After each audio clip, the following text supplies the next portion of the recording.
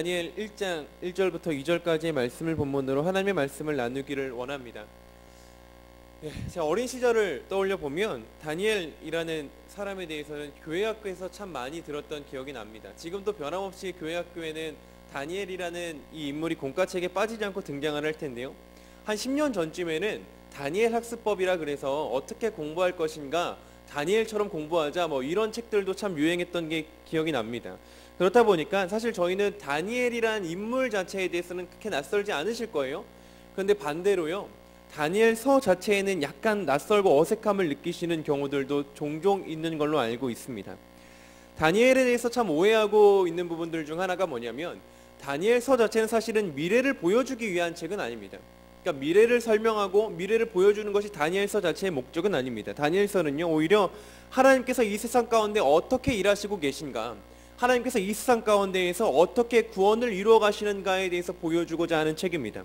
그리고 한 치 앞도 보이지 않는 이 세상 속에서 지혜롭게 산다라는 것이 무엇인가, 하나님의 백성답게 산다라는 것이 무엇인가에 대해서 우리에게 보여주고 있는 것이 이 다니엘서라고 할 수 있습니다.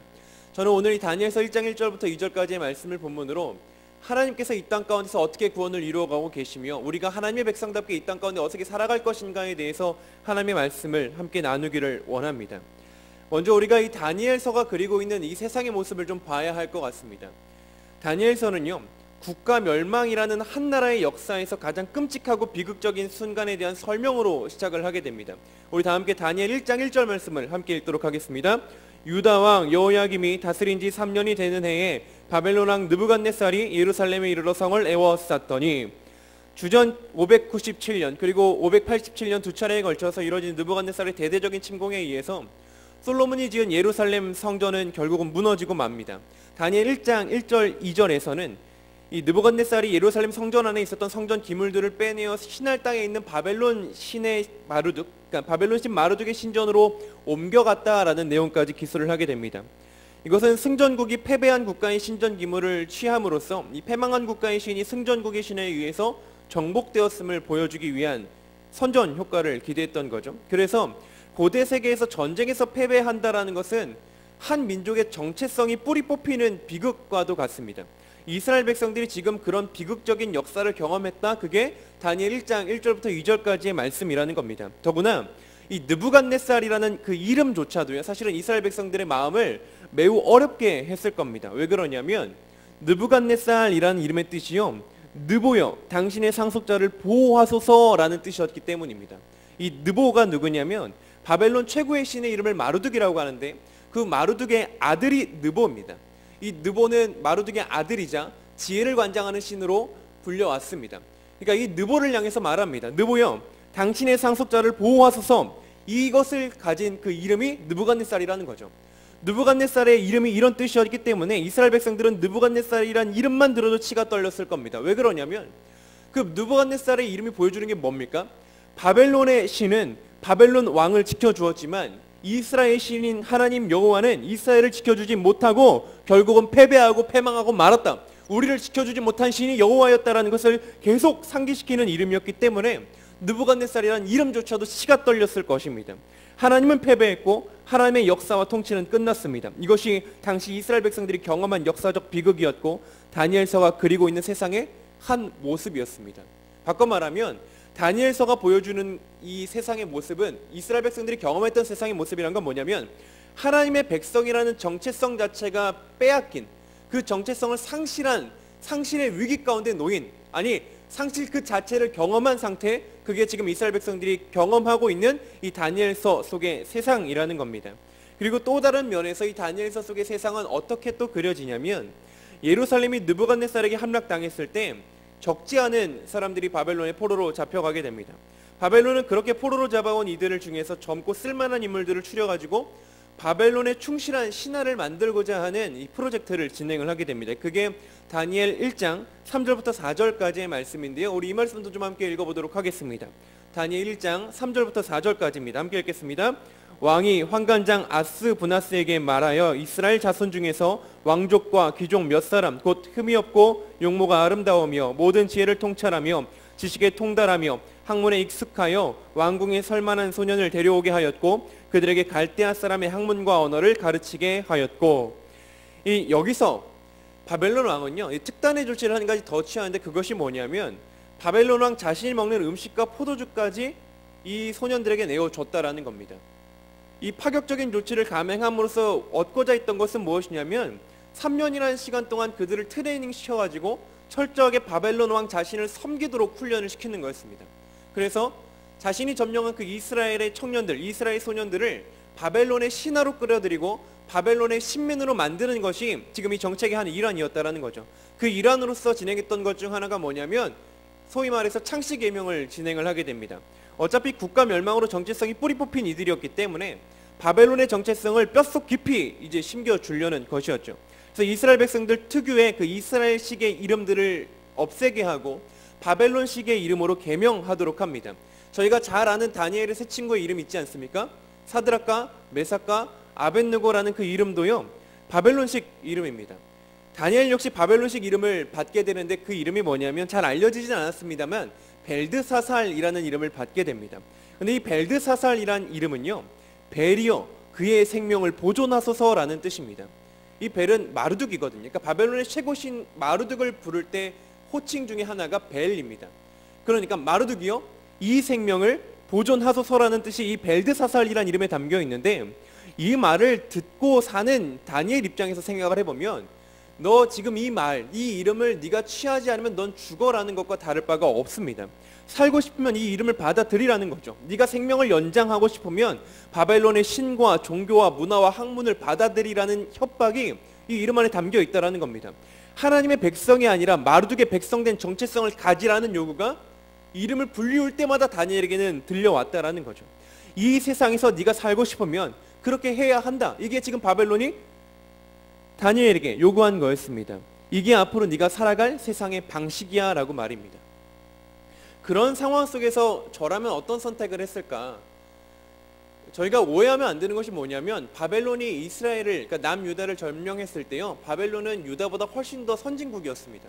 그러니까 문화도 더 발달하고 종교적으로도 더 발달하고 사회도 더 발달해 있는 상황이죠. 그러니까 더 좋은 나라로 어찌 보면 잡혀간 건데, 그 상황 속에서 지금 다니엘이 겪고 있는 위기는 음식 문제도 문제겠지만 그보다 더 중요한 문제는 신앙의 문제인 거예요. 내가 정말 하나님의 백성으로서 계속 살아갈 것인가에 대한 질문이 지금 다니엘에겐 계속해서 던져지고 있었다라는 거죠. 그때 다니엘은 어떻게 선택했는가? 다니엘은 하나님의 백성된 정체성을 지켜나가기를 결정을 합니다. 어떻게 그것을 결정했는가? 그리고 어떻게 그것을 지켜나갔는가? 이 다니엘과 그 친구들이 무슨 수로 하나님의 백성된 정체성을 지킬 수 있었는가를 우리 좀 봐야 합니다. 사실 그 이스라엘 백성들 뿐만 아니라 이 다니엘과 세 친구들은요, 목에 칼이 들이대면서 선택을 강요당하는 상황이었습니다. 너네 지금 이 바벨론식으로 너희의 삶을 바꾸지 않으면, 이 바벨론의 정체성을 갖지 않으면, 바벨론 종교의 정체성을 갖지 않으면 너희들은 죽어라는 식의 그 협박이 지금 다니엘과 세 친구들에게는 계속해서 다가왔다라는 거죠. 더구나 지금 이 바벨론에서 이 세 친구와 다니엘이 살아가고 있는 현장이 어디냐면 바벨론의 왕궁이었습니다. 그냥 어디 지방의 소규모 귀족들이 다스리는 점령지가 아니고요, 바벨론 왕궁에서 살고 있는 거예요. 그들에게는 자유가 없었고요, 의복부터 음식까지 바벨론 왕 느부갓네살의 명령을 따라야만 했습니다. 다니엘과 그 친구들은 바벨론의 문화와 종교의 중심지, 왕의 호위를 목적으로 가장 강한 군사들이 진을 치고 있는 성 안에 낯선 이방인으로 살아가고 있었던 거죠. 그러니까 그들에게는 무엇인가 주도적으로 할 수 있는 일이라는 게 없었고, 자칫 잘못하면 목숨까지 왔다 갔다 할 만큼 위험한 처지에서 살아가고 있는 현실이 그들의 삶이었습니다.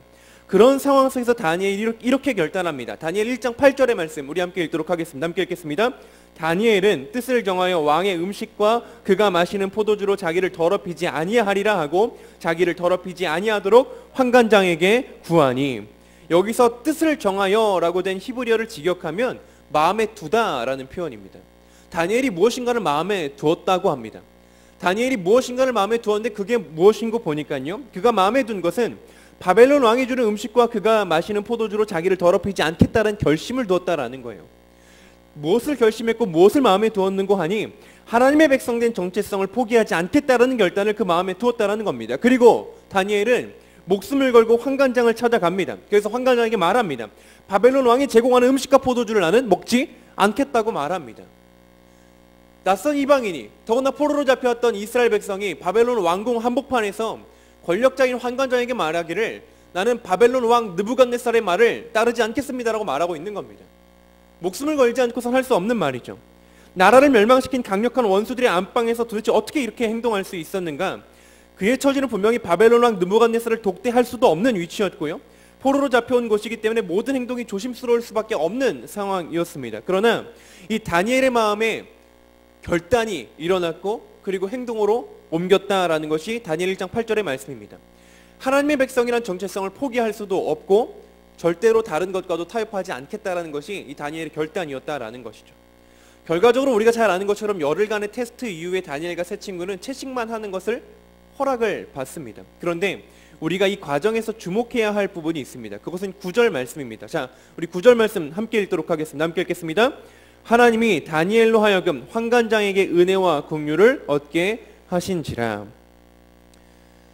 사실 제가 더 서두에 말씀드리지 않았던 것이 있는데요. 그것이 무엇이냐면 우리는 다니엘서를 보면서 하나님의 존재를 생각하면서 봅니다. 그렇죠?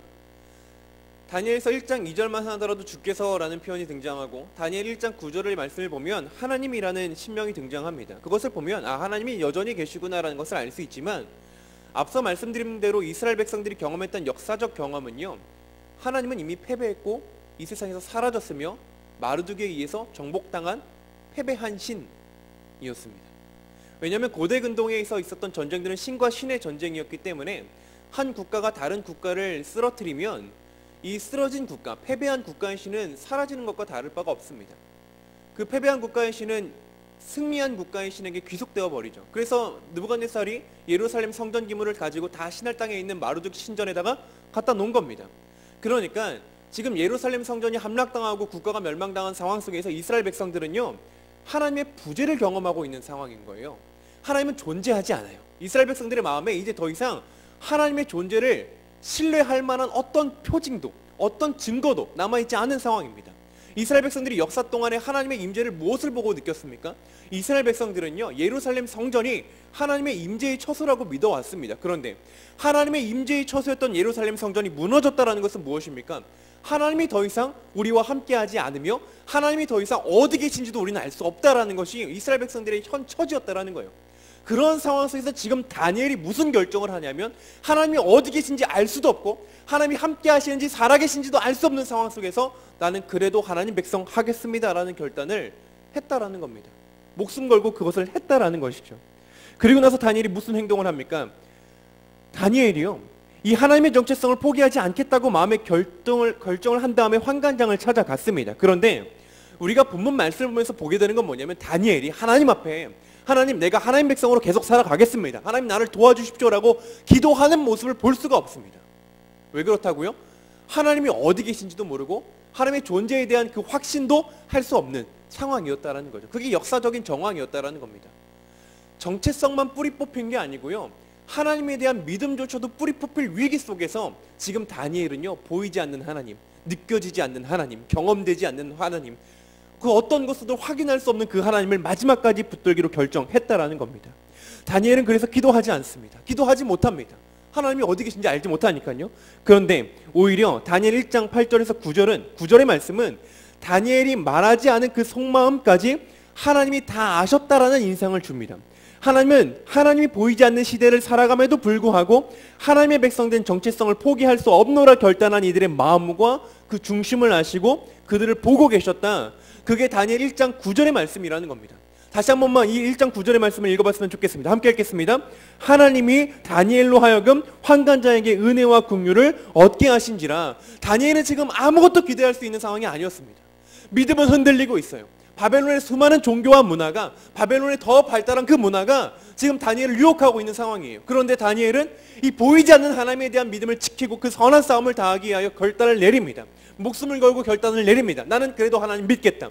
하나님의 살아계심을 믿겠다. 그래서 환관장을 찾아가서 얘기합니다. 나는 바벨론 왕 느부갓네살의 조치를 따를 수가 없습니다. 나는 바벨론 왕 느부갓네살의 백성이 아니라 끝까지 하나님의 백성으로 남고 싶습니다라는 결단을 내리자 그 모습을 하나님께서 지켜보고 계셨다라는 인상을 다니엘 1장 9절의 말씀을 통해서 분명하게 우리에게 전달해주고 있다라는 겁니다. 그래서 다니엘서를 통해서 하나님께서 말씀하시고자 하는 말은 무엇이냐면 하나님의 백성, 곧 다니엘과 같은 지혜로운 자는요, 세상의 군왕이 주는 음식과 포도주가 아니라 하나님의 은혜와 국률로 사는 자라는 것을 우리에게 보여준다라는 것입니다. 하나님의 백성된 정체성을 어떤 상황에서도 포기하거나 타협하지 않는 것이 지혜로운 삶이다. 그것이 다니엘서가 우리에게 전달해주는 메시지라는 거죠. 그리고 그런 이들의 눈에 하나님께서 보여주신 놀라운 그림이 있습니다. 그 놀라운 그림은 사실은 앞서 이미 보여줬던 거지만 이 하나님의 하나님 되심을 고백하지 못한 자들에게는 보이지 않는 그림일 수도 있습니다. 우리 다니엘서 1장 2절의 말씀을 함께 읽도록 하겠습니다. 함께 읽겠습니다. 주께서 유다 왕 여호야김과 하나님의 전 그릇 얼마를 그의 손에 넘기심에 그가 그것을 가지고 신할 땅 자기 신들의 신전에 가져다가 그 신들의 보물 창고에 두었더라. 아직 와닿지 않으실 수 있을 텐데요. 자, 우리 그러면 다니엘서 1장 1절부터 2절을요 함께 읽어보도록 하겠습니다. 다니엘 1장 1절부터 2절을 함께 읽겠습니다. 시작.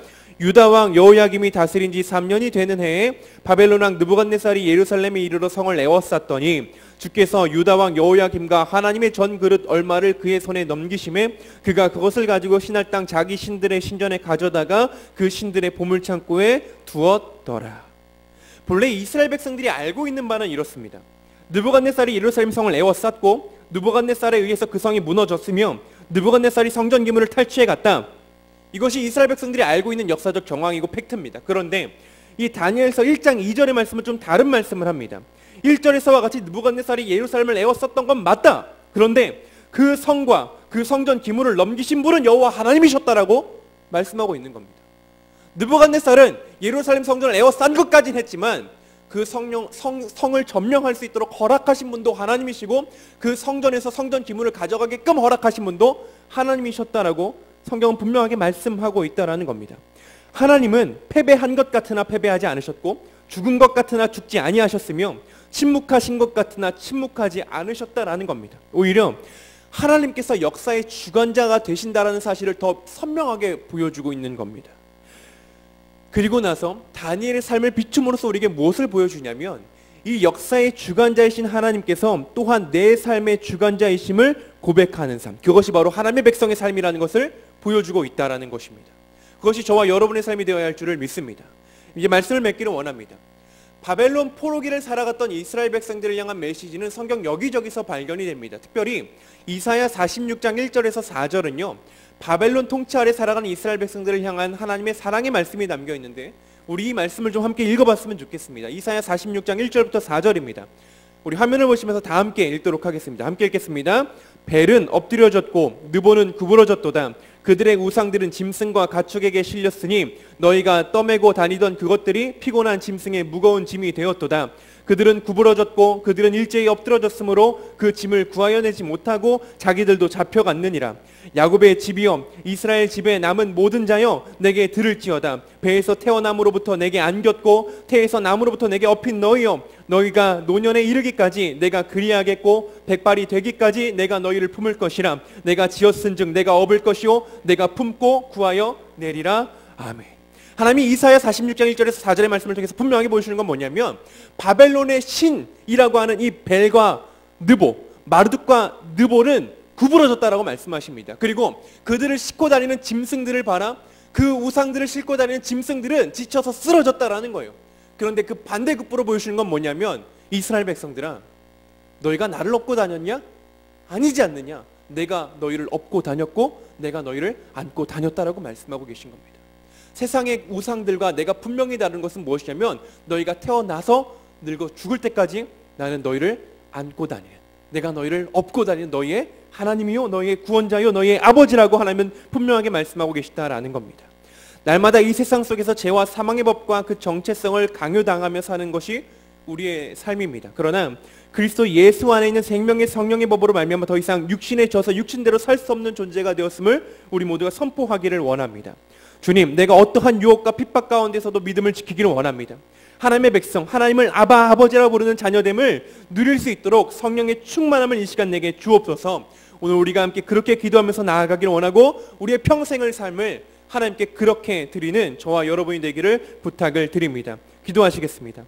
하나님 아버지 감사합니다. 오늘도 우리를 사랑하셔서 우리를 들쳐업고 또 우리를 품에 안아 이 자리까지 인도하여 주심에 감사를 드립니다. 아버지 하나님, 이 땅 가운데 허망한 우상들이 너무나도 많습니다. 그리고 그 우상들은 우리를 도와주는 것처럼 속이며 오히려 우리의 등에 올라타서 우리를 힘들게 하고 억압하고 짓누르고 우리의 삶의 무게에 못 이겨서 쓰러지게 만듭니다. 그러나 우리 하나님 아버지께서는 침묵하실 때에도 우리를 향하여 늘 부르고 계시고 패배하신 듯하나 이미 승리하셨음을 믿음으로 고백하게 하여 주옵소서. 하나님, 오늘도 우리를 사랑하시는 그 하나님의 사랑에 감사하여 이 시간 간구하고 부르짖며 주께 나아가기를 원합니다. 다니엘과 같이 어떠한 상황 속에서도, 하나님이 보이지 않는 현실 속에서도 하나님을 믿는 하나님의 백성으로 살아가기를 결단하는 이 시간 될 수 있기를 원합니다. 아버지, 우리의 마음 가운데 성령의 충만함을 허락하여 주시고 예수 그리스도로 말미암는 구원의 감격을 회복시켜 주시옵소서. 주님께서 우리와 함께 하시고 이 시간 예배를 받으시며 기도회를 들으실 줄 믿사오며 감사드리며 예수님의 이름으로 기도드립니다. 아멘.